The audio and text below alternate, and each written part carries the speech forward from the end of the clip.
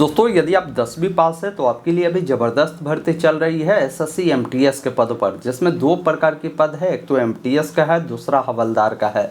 काफ़ी सारे कैंडिडेट इसका फॉर्म अभी तक नहीं भरे हैं। काफ़ी सारे कैंडिडेट को फॉर्म भरने में कई प्रकार की अलग अलग समस्या आती है। उन तमाम समस्या का समाधान इस वीडियो में बताऊंगा और एसएससी एमटीएस का फॉर्म कैसे भरना है स्टेप बाय स्टेप प्रोसेस के साथ इस वीडियो में सभी जानकारी आपको बताने जा रहा हूँ। बस आपको ध्यानपूर्वक अंत तक देखना है। अगर आप चाहते हैं एसएससी एमटीएस का फॉर्म भरना तो वीडियो पसंद आए तो आप सभी से निवेदन है कि लाइक ज़रूर कर दिया कीजिए और चैनल पर नए हैं तो सब्सक्राइब जरूर कर लीजिए। इस प्रकार की लगातार अपडेट आपको आगे भी मिलता रहेगा। आइए फिलहाल अपने स्क्रीन पर चलते हैं, बताते हैं कि कैसे आप सभी को एसएससी एमटीएस भर्ती का फॉर्म भरना है। एसएससी एमटीएस भर्ती का फॉर्म भरने के लिए आपको अपने मोबाइल या लैपटॉप में गूगल ओपन करना है। गूगल में टाइप करना है ऑनलाइन अपडेट एसटीएम। यह वेबसाइट मिलेगा ऑनलाइन अपडेट STM.in का। इसे ओपन करेंगे, लेटेस्ट जॉब में देखेंगे आपको एसएससी एमटीएस वैकेंसी का लिंक मिलेगा जिस पर आपको क्लिक करना है। देखिए फॉर्म भरने का लास्ट डेट अब नज़दीक आ चुका है। जितना जल्दी हो सके आप लोग फॉर्म को भर लीजिएगा। 24 जुलाई इसका अंतिम तिथि है। नीचे जब आप आएंगे ना तो डायरेक्ट यहाँ पर देखिए ऑनलाइन अप्लाई का आपको लिंक उपलब्ध करवाए गए हैं। आप इस पर क्लिक करेंगे। जैसे ही आप यहाँ पर क्लिक करेंगे इस वेबसाइट पर आ जाते हैं। यहाँ पर आने के बाद देखिए एक ऑप्शन लॉगिन और रजिस्टर का मिलता है, इस पर आपको क्लिक करना है। अगर आपने इससे पूर्व में एसएससी का कोई भी फॉर्म भरा है तो आपका OTR हुआ होगा। डायरेक्ट आप अपना registration number, password, captcha code को डालकर लॉगिन करेंगे। लेकिन अगर पहली बार आप एसएससी का फॉर्म भरने जाते हैं तो आपको रजिस्ट्रेशन करना होगा, जिसके लिए ऑप्शन मिलता है न्यू यूजर रजिस्टर नाउ का, जिस पर आपको क्लिक करना है। जैसे आप यहाँ पर क्लिक करेंगे तो देखिए OTR करने के लिए आपको बोला गया है कि ये 4 स्टेप को पूरा करना है, जिसमें पर्सनल डिटेल डालना है, पासवर्ड क्रिएट करना है, एडिशनल डिटेल देना है और फिर आपको डिक्लेरेशन देना है। देखिए इसके लिए आपको सिंपली कंटिन्यू के विकल्प पर क्लिक करना है। पूछता है कि आपके पास आधार कार्ड है तो इस कर आधार नंबर डालेंगे। आधार नंबर को दोबारा डालेंगे, चेकबॉक्स पर टिक कर सेंड OTP पे क्लिक करेंगे। आधार से लिंक नंबर पर OTP जाएगा, OTP को डालकर वेरीफाई करेंगे। अपना नाम डालेंगे, दोबारा से उसे डालेंगे। कभी भी नाम चेंज किया तो यस करें, नहीं तो नहीं वाले विकल्प पर क्लिक करें। जो भी आपका जेंडर है यहाँ से बताएंगे मेल है या फीमेल है। फिर नीचे आएंगे, उससे दोबारा से कंफर्म करेंगे। डेट ऑफ बर्थ डालेंगे, उससे दोबारा से डालेंगे। पिताजी का नाम डालेंगे, माताजी का नाम डालेंगे। 10वीं किस राज्य से आपने पढ़ाई किया है, किस बोर्ड से, वो जानकारी देना है। जो भी रोल नंबर है उसे डालेंगे। पासिंग ईयर डालेंगे।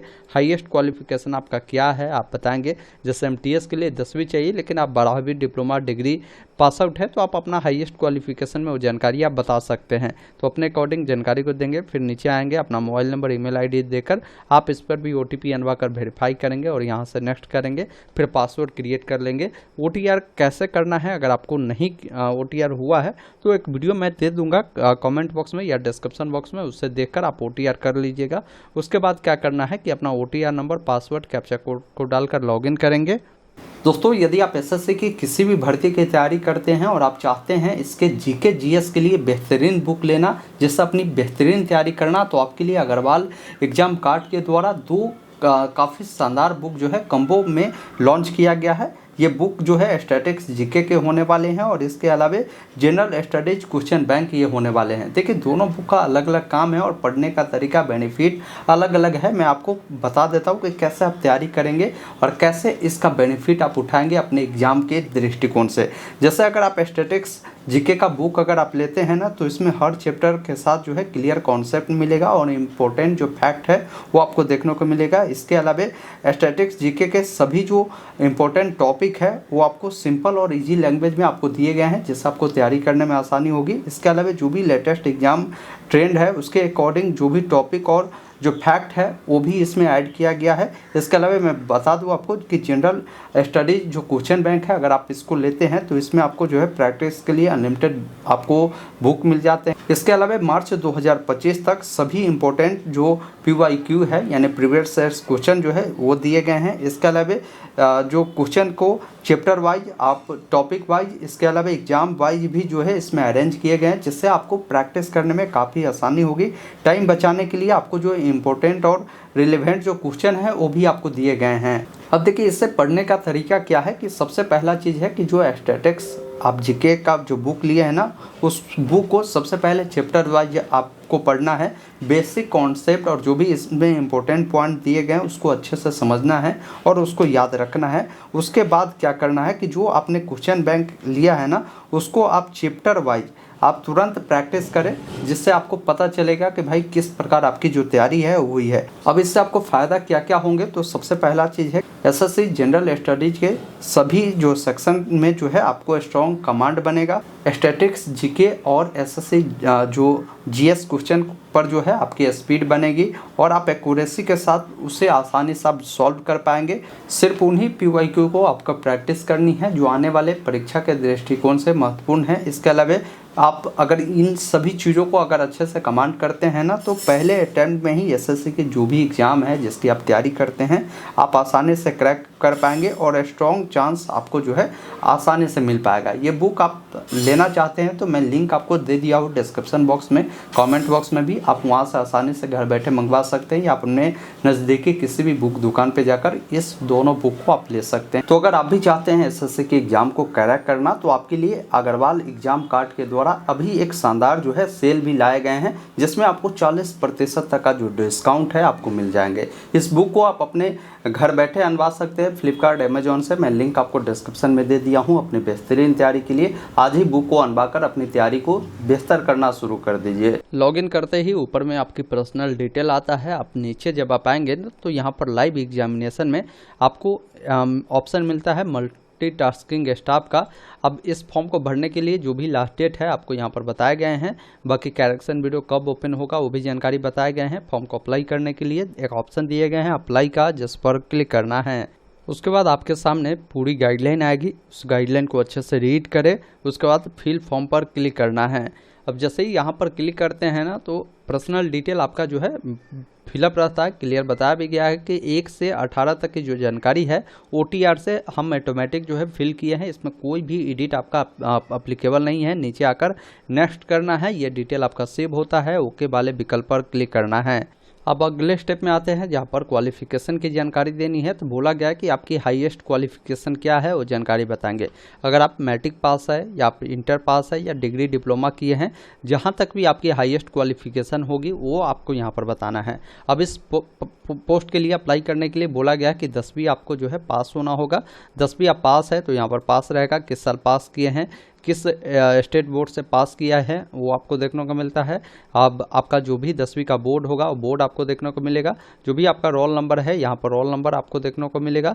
और जो भी परसेंटेज आपका है आप बताएंगे परसेंटेज, या अगर CGPA में है तो CGPA में ये जानकारी आपको बतानी है। उसके बाद नीचे जो ऑप्शन मिलता है ना यहाँ पर सेव एंड नेक्स्ट का, जिस पर क्लिक करना है, ये जानकारी भी आपका सेव होता है। अब देखिए आपसे एडिशनल इन्फॉर्मेशन 1 पूछा जाता है, जिसमें पूछा गया है कि अगर आप एक्स सर्विसमैन हैं या आर्म्ड फोर्स वाले हैं तो आप यहाँ पर एस करेंगे तो बताएंगे ज्वाइनिंग कब हुई थी, कब आपने डिस्चार्ज हुआ था, ये सारी जानकारी देनी है।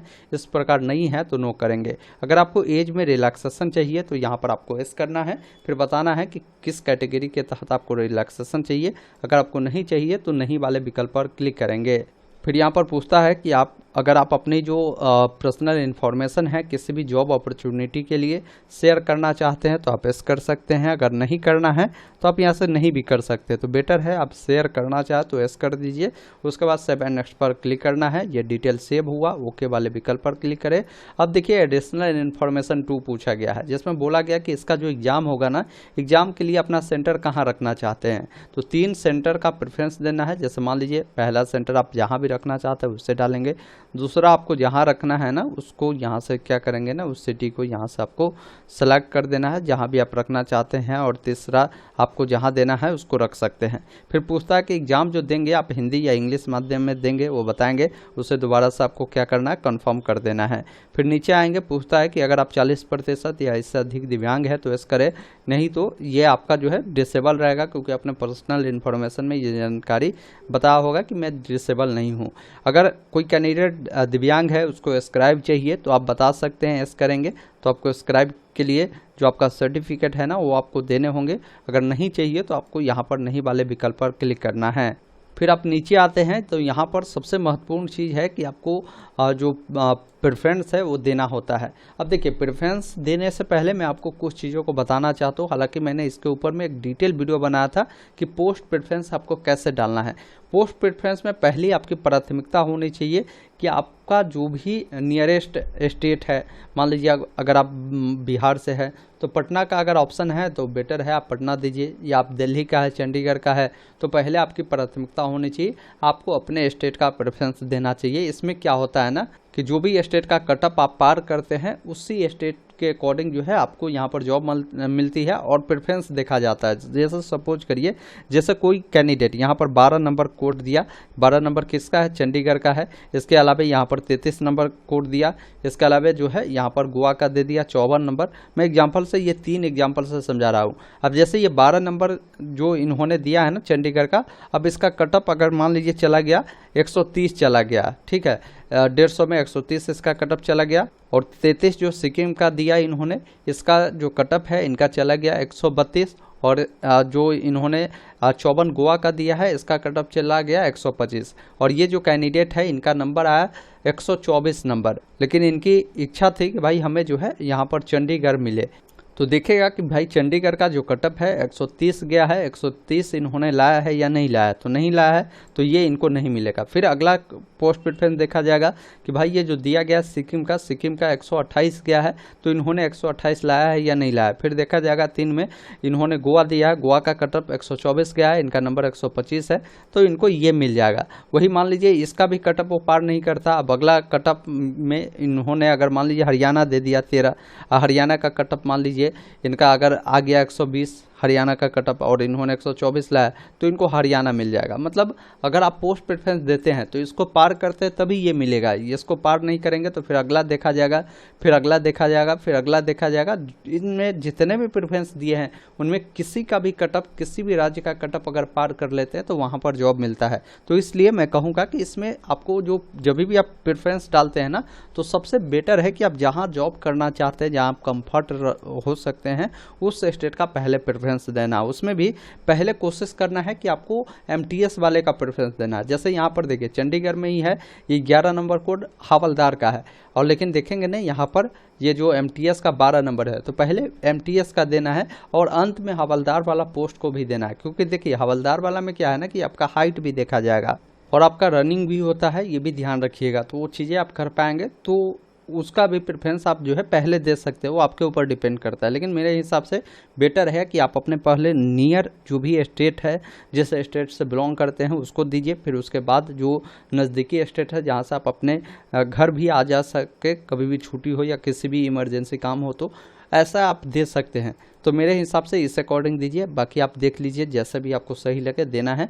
और प्रेफरेंस कोशिश ये रखना है कि यहाँ पर कुल 32 यहाँ पर जो है 72 कोड दिए गए हैं, तो आपको 72 का 72 भी देना है, एक भी प्रेफरेंस को छोड़ना नहीं है। कई बार क्या होता है ना कि अगर आप छोड़ देते कि भाई वहाँ जॉब हम नहीं करेंगे, लेकिन वहाँ का कटअप कम चला जाता है और आपका नंबर जो है अगर उस अकॉर्डिंग आता है, आपने सारा हाई कटअप वाला ही स्टेट को दिया है, उस कटअप को पार नहीं करते, लेकिन कुछ ऐसा राज्य है जहाँ का कटअप कम गया, उसका प्रेफरेंस नहीं देते, तो आपका नंबर आने के बावजूद भी जॉब आपको नहीं मिलता है।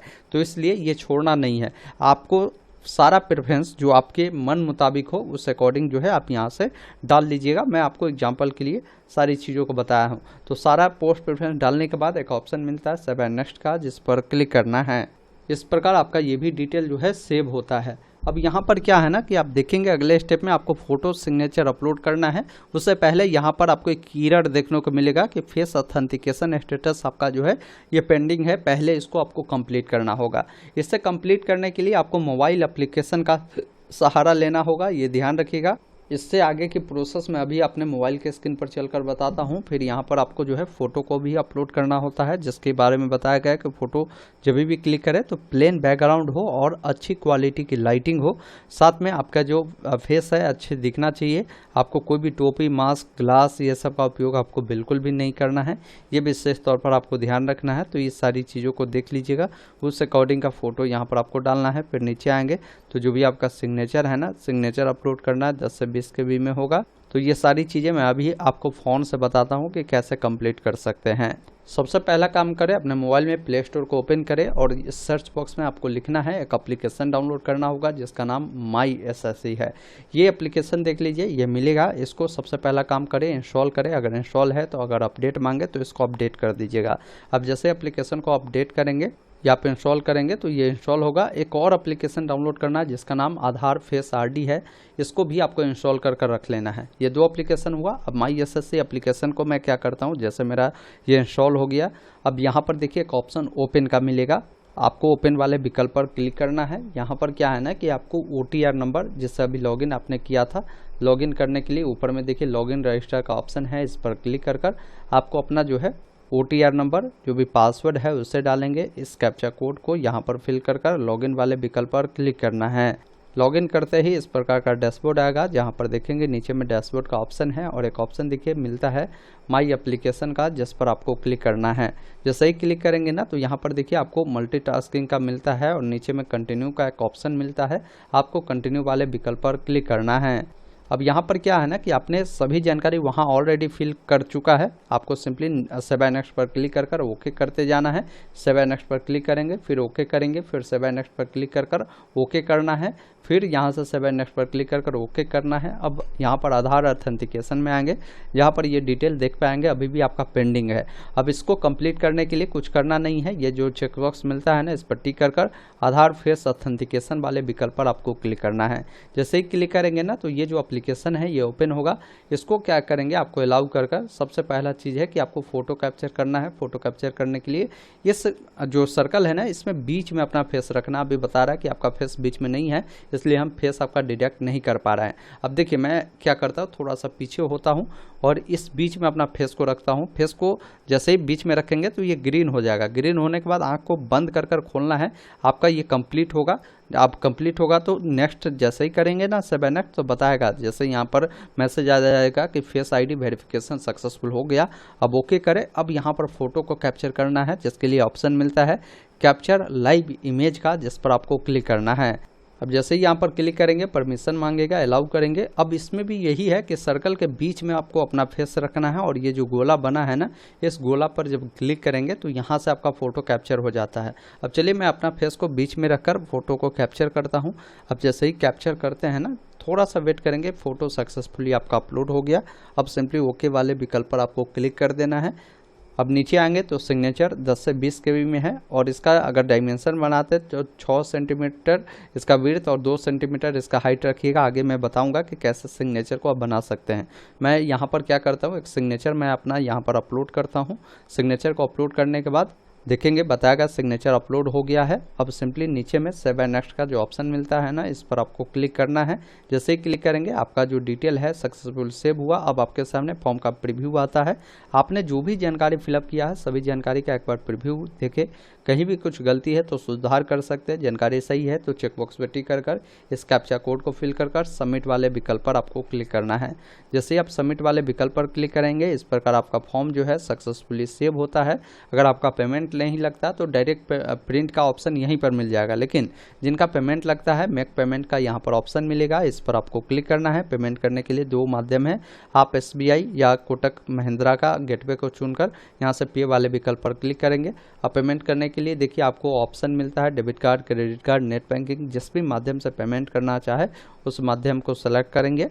जैसे काफ़ी सारे लोग UPI से चाहते हैं तो UPI का भी ऑप्शन है, इसको चुनकर आपको नीचे आकर जैसे QR कोड से करना है तो QR कोड को भी चुन सकते हैं। UPI ID डालकर करना तो उसको डालकर कंफर्म करेंगे।